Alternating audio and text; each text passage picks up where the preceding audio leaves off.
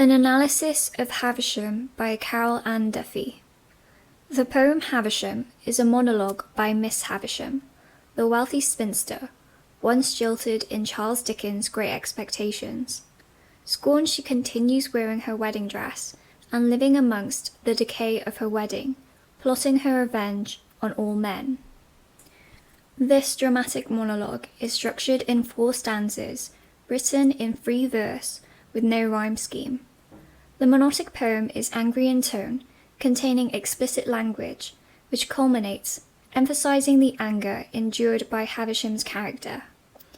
In addition, the poem has many lines run on, which give an effect of normal speech.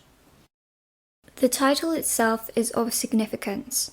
Havisham, as established, is a famous allusion to Miss Havisham, a bitter and twisted character. The simple reference of Havisham and not Miss Havisham has more than one implication. Firstly, the title serves to separate Dickens' creation from Duffy's version.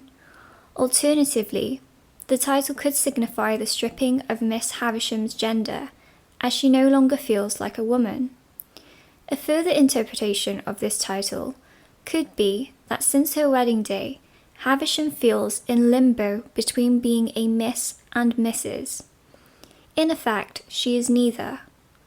Her lack of a gendered title may also be a reference to her subversion to the role of men and women in Victorian society, violating women's standards of that era.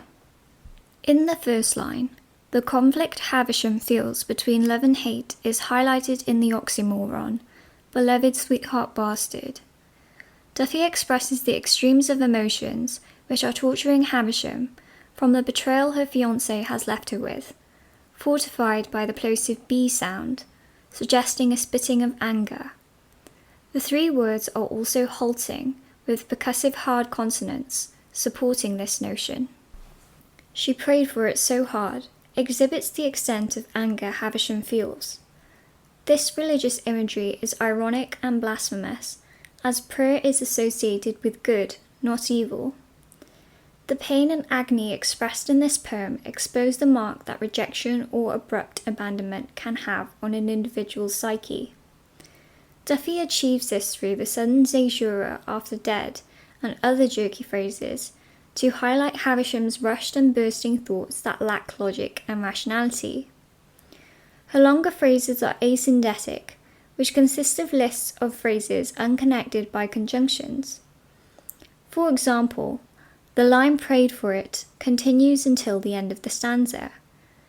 The continued irregular meter and unsustainable pattern further delineates the person's unstable psyche.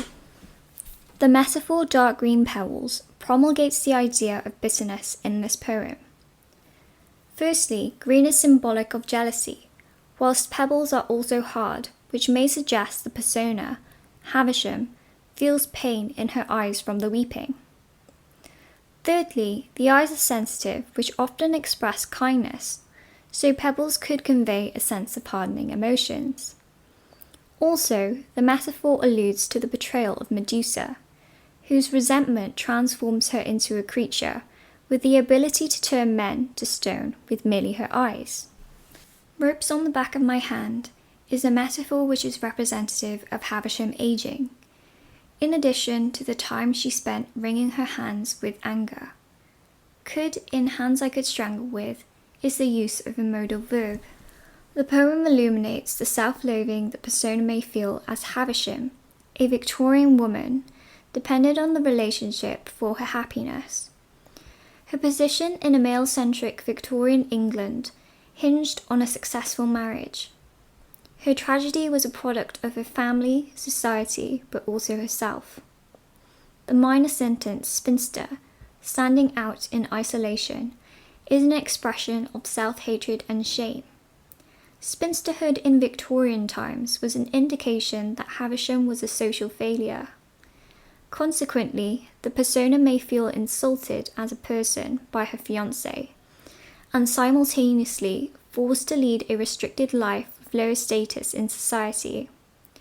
I stink could be a literal observation of her current state, but also a suggestion of her metaphorical faults, for her desertion. Duffy mentions whole days, which convey that torment is prevalent in Havisham's daily life. Calling no indicates that Havisham's mind is unbalanced with extreme feelings and reactions to the abandonment and loss of her relationship.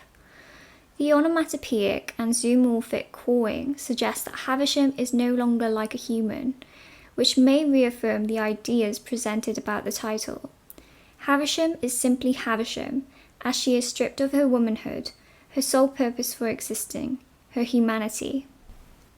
The neologism no was created to represent the pain she feels. Havisham's isolation is implied by the wall, which denotes that she has nobody in her life to listen to her, and so cries out at something inanimate. Yet, under this obvious tone of anger, Havisham masks her extreme love and devotion with hate.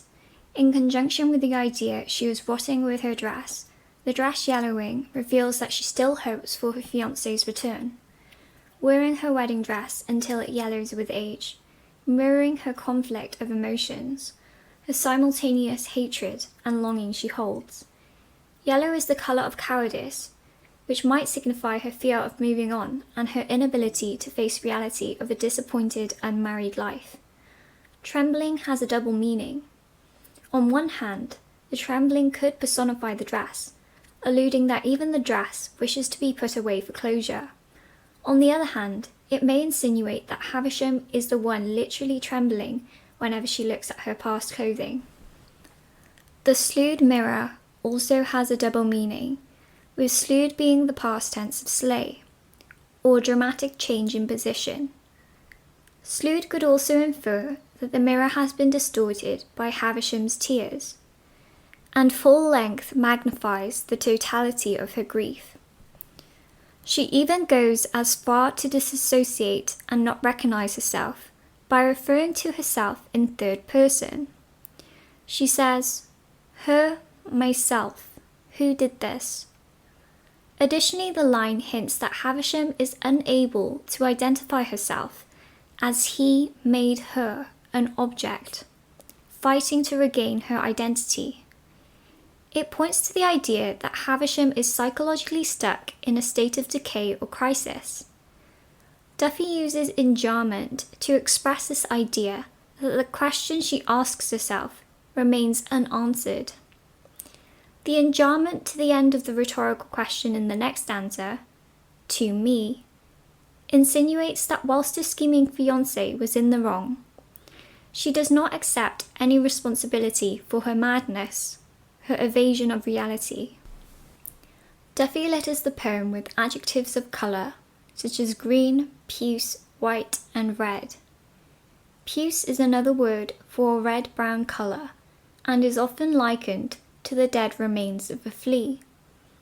The colour may represent old wounds, whilst giving her former lover a vampiric quality, alluding that he sucked the life out of her.